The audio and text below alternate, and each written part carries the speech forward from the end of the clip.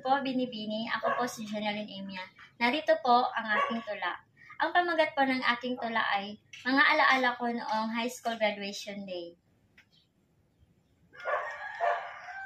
Sa araw ng aming pagtatapos, walang masakyan ang aking ina. Ngunit hindi ako nagpatalo, sa munisipyo ako nagtungo. Humiram ako ng upuan upang abutin ang aking mga pangarap.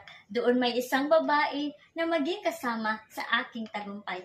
Kahit hindi ko siya kilala, tinanggap ko ang kanyang tulong. Ang Diyos ay nagbigay ng biyaya at pinagkaloob ng aking kahilingan. Binigyan ako ng pera upang bumili ng lechon at handa. Noong kumanta na kami ng awit, nakita ko ang aking ina. Tiningnan ko siya at napaiyak. Dahil sa tagal ng paghihintay, ngunit ngayon ay narito na siya upang makita ang aking tagumpay. Ang araw na ito ay espesyal, isang tanda ng pagmamahal. Kahit may mga pagsubok at hirap, nakamit ko ang aking mga pangarap. Sa bawat pagkakataon na dumating, huwag kang mawala ng pag-asa. Ang Diyos ay laging nasa iyong tabi. Handang tulungan sa bawat hakbang. Ipagpatuloy mo ang pag-abot ng mga pangarap at ipakita ang iyong galing at tapang. Ang iyong tagumpay ay inspirasyon sa mga taong nagnanais na magtagumpay.